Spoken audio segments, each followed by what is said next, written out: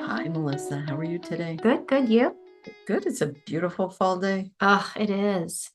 So Lenore has talked to me personally and professionally about this idea of creating your own closure with a ceremony. And that might sound kind of woo-woo or maybe right up your alley, but I wanted you to explain that because I love this concept and it's so important and helpful.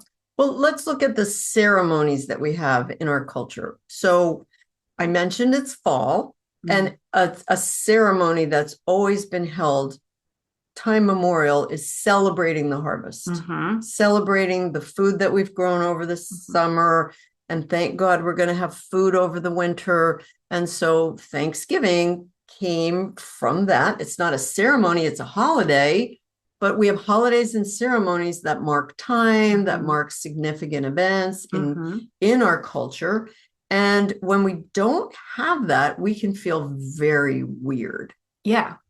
Yeah, and Lenore and I have talked about there's built-in ceremonies throughout your life, and then at a certain age, they just drop They off. just drop off.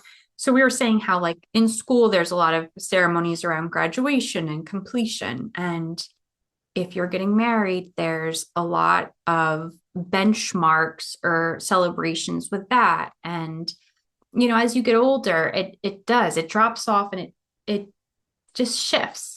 And different cultures have like a lot of cultures celebrate when a young woman reaches puberty, and Mm-hmm. they'll celebrate. And we don't, or some people don't. I think it is a cause for celebration, and we don't have a lot of causes for that ceremony that marks either gaining something or losing something. Right, right. And this idea of having a ceremony when you lose something was really intriguing to me because it helped me mourn.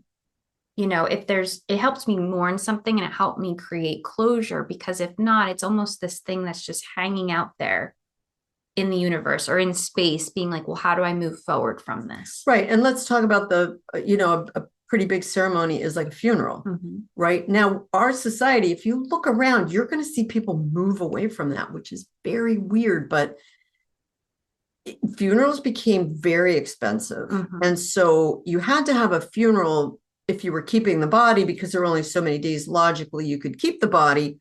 So that word got out, and word used to get out in the newspapers, and now people pass away. You don't even know they've passed Mm-hmm. away. So it's gotten very weird, but people now cremate. So there's no need to have the ceremony right away. So now they don't even have the ceremony for like a year later sometimes. And you're like, well, now I've morphed into something else. Like, we all need these ceremonies, no matter how big or small.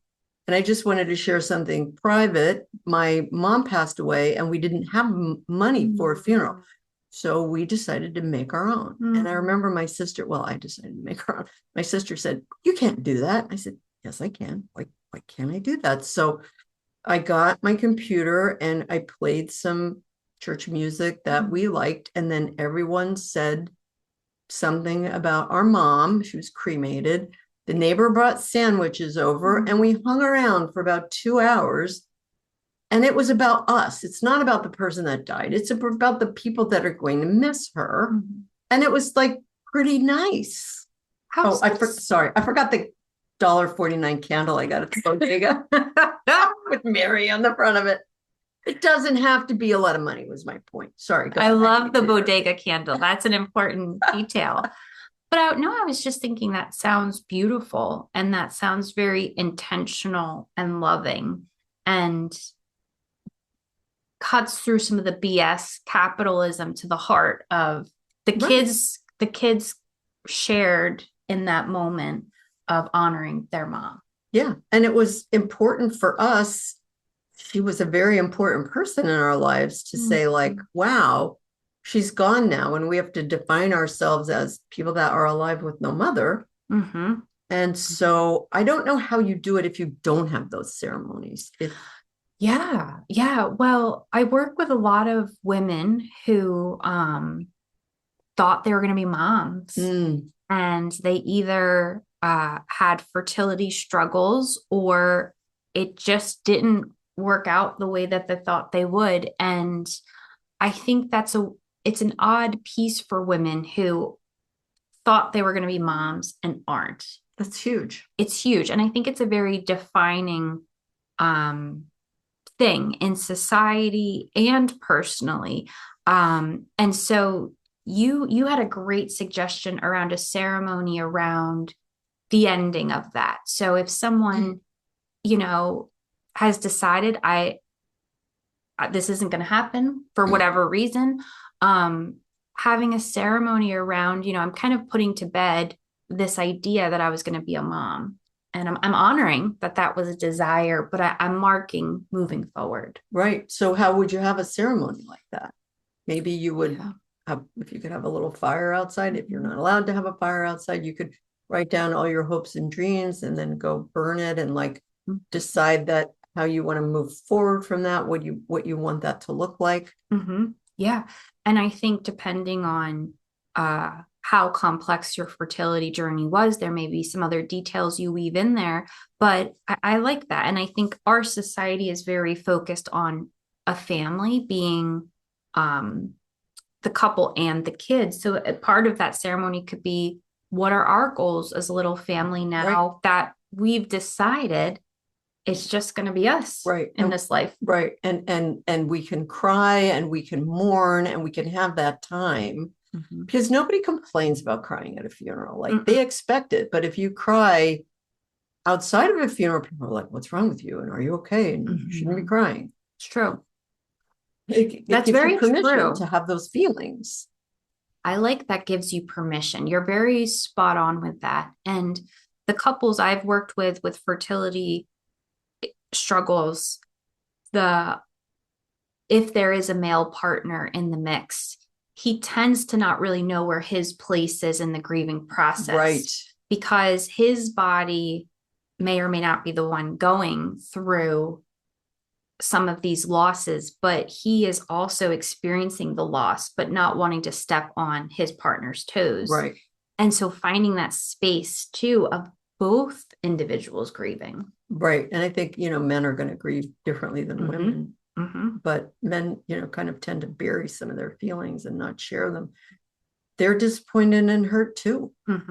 So it becomes okay for them. Yeah. Right.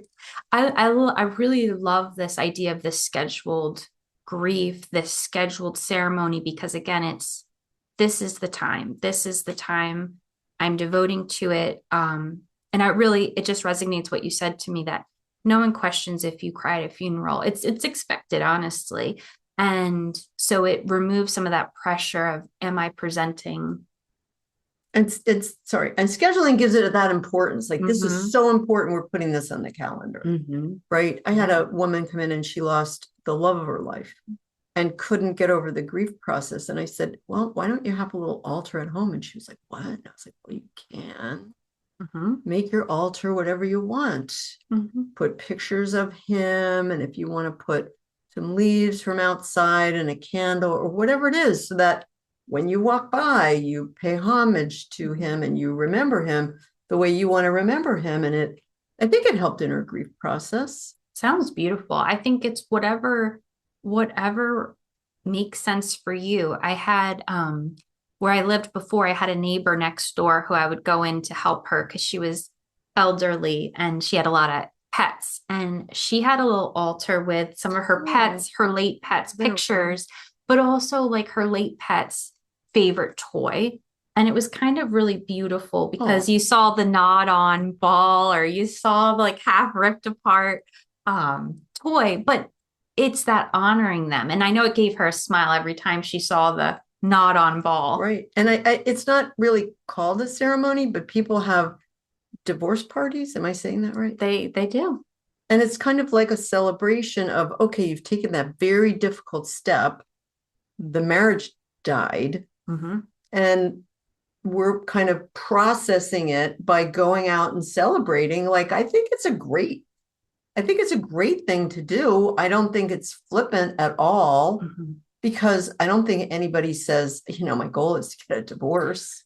No. And I think it's a way of taking some of the power back too. I mean, I do think marking. I think some of us, it would be hard to do a party per se, but I think acknowledging, Or ceremony. yeah, it's a ceremony, acknowledging it, because we do live in a culture where it's shove it down, go to work the next day, Right. keep it moving, Right. don't really feel the feelings. It's going to come out somewhere. And the biggest ceremony I think that everybody needs is when you lose a baby, when you have a miscarriage. Mhm. It is the most unacknowledged death in a society that kind of, talks about pro-life. We don't mark it with anything.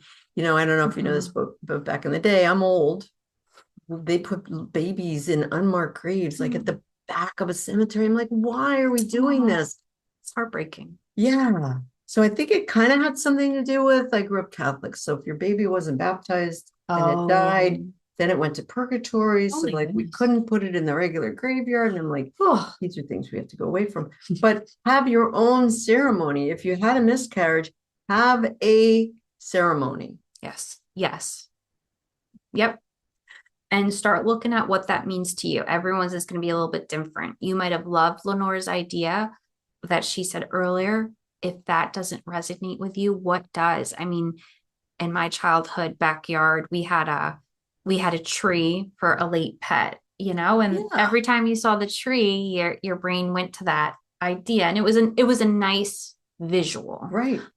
So do what aligns with you, but keep in mind, like, what do I need to wrap my head around, and how do I mark that time and that significance? Right. And even if your child has a hermit crab that passed away, you can have a little funeral in the yard and have the children say something for the lost pet that they're mourning, so that they understand the cycle of life, and so that they know these are how I can have these feelings, and I can have this ceremony for the thing that was the most important thing to me, their little hermit crab.